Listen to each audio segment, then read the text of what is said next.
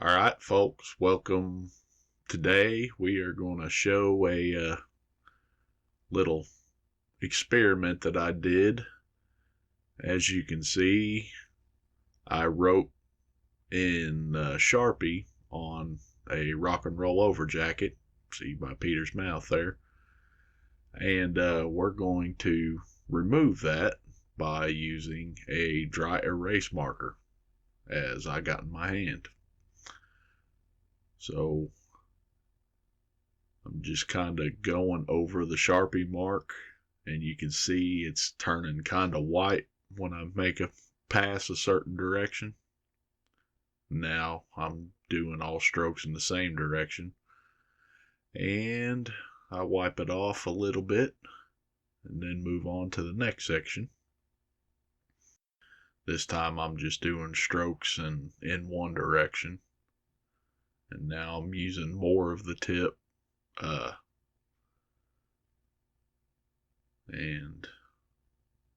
I'm going to try wiping it off again. And as you can see, I'm kind of smearing it a little bit. And then that third section, I'm doing strokes in the same direction, but I'm using the entire surface area of the tip this time. And for the most part, I got it off. So now we're going to move over to Ace here.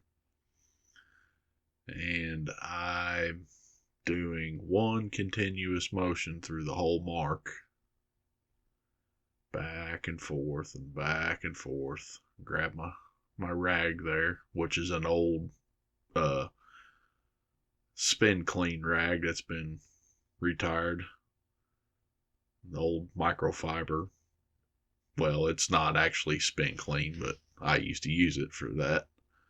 Now we're going to go up to Paul, and as you can see, I'm using the entire surface area again, going the same direction over and over and over again.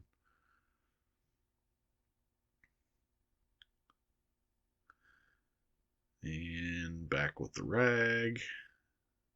I got it to smear a little bit. Now we're going to do the next section. Over and over and over again. Back with the rag.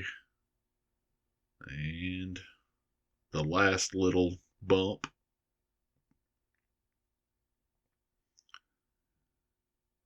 And so as you can see, I'm smearing it pretty regularly, but for the most part, I'm lifting it up pretty good. And I go back to trying Ace's face. That didn't quite work how I planned, so now I'm going to go over to Gene. We're just doing one section at a time there. You can see it's starting to turn white as I make my stroke.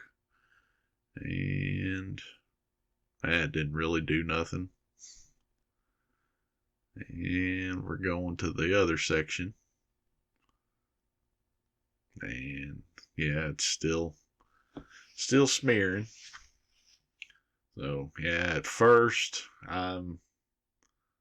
it's not the greatest, but as you can see, the main mark has been lifted. There's the marks that I did, and then there's the smears that I left behind. I wasn't 100% happy with this, so I decided to try something else to clean it up. So got me a couple of Q-tips and a bottle of rubbing alcohol, which you want to use very sparingly. So I'm going to put my rag on top of the jacket so I don't lift anything I don't intend to lift, and get just a little bit on there, shake some of that excess off. And now I'm just going through and getting into some of where I smeared it.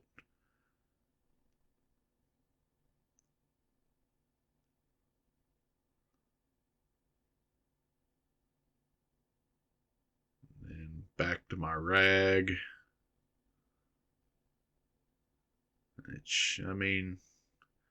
It worked all right.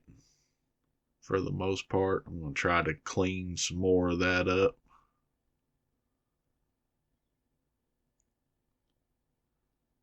It's still not the best, but... And I wasn't going to try the rag anymore, so I reached over and grabbed a Kleenex, and we'll try it that instead.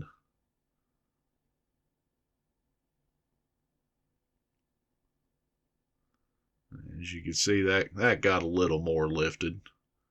So we're going to just go with the Kleenex now. Now I'm going to work on getting all the smears off of Paul's face. You want to try to avoid as much color as you can on the printing if you're using rubbing alcohol, because it'll pull a lot of that right up. This jacket here is the one that I experimented with. It's a old crappy teardrop jacket, and this was the one that I lifted the teardrop off of Paul on the other side of the cover. So now we're going to work on Ace's face a little bit.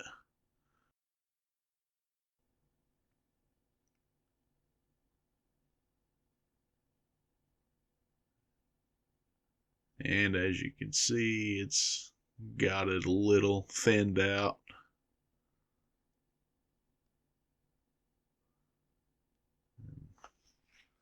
Left just a little bit behind, and now, oops, that was all off the same Q-tip head, so now we're going to go with a different Q-tip head. Now we're going to work on Gene's face. Get into all of that smear.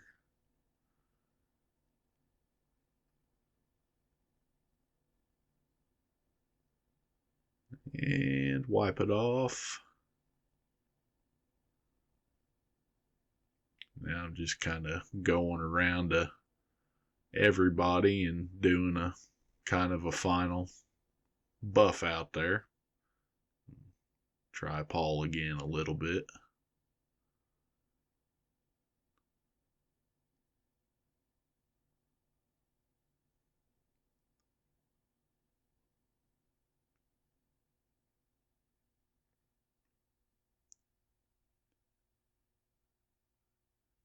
And that's a little better than before, but as you can see, that's where I left off with all the smears and everything. And I just wasn't too happy about that. So here's my final attempt with a little bit of rubbing alcohol afterwards. Like I said, you'd want to use that real sparingly. So, all right, folks, that's my little experiment. So maybe that'll help you somewhere down the line.